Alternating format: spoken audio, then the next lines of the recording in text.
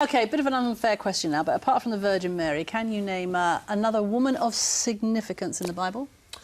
That's a good question. Probably not. I mean, the Bible, you think of Matthew, Mark, difficult. Luke and John and all things like that. It can be quite difficult. It can be difficult. No. Which is actually the point of a new art exhibition being launched at Chichester Cathedral this evening, which aims to highlight the role women played in the religious story. It includes what's believed to be the first ever painting of the wife of Judas Iscariot. Judas betrayed Jesus for 30 pieces of silver, of course, most of us know that, and is one of the most famous figures in the Bible. But what's known about his wife? Well, Bryony Leyland has been finding out. Moving into the spotlight after centuries in the shadows, this is Mrs. Judas Iscariot, as imagined by artist Chris Gollon. She doesn't appear in the Bible and is seen as encouraging Judas in some early Christian stories, but this portrayal is sympathetic.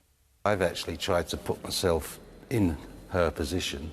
She's just had a death of her husband by suicide, and she's got the forthcoming crucifixion to wait for.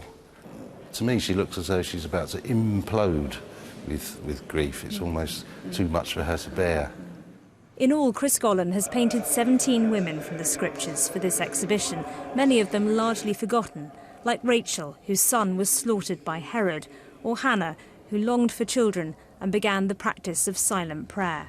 There are loads of examples in the Bible of women who are quite high profile, probably, but have been forgotten, neglected.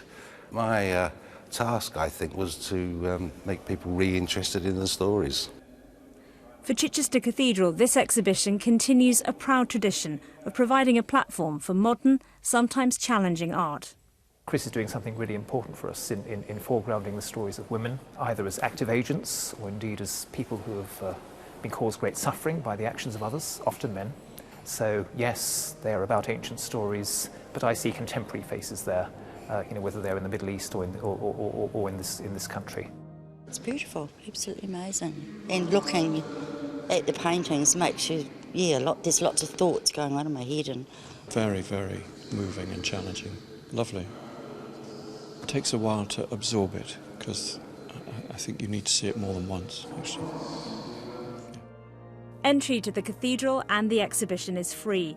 The hope is many people will come to encounter the stories of these women and the ideas they provoke. Bryony Leyland, BBC South Today, Chichester.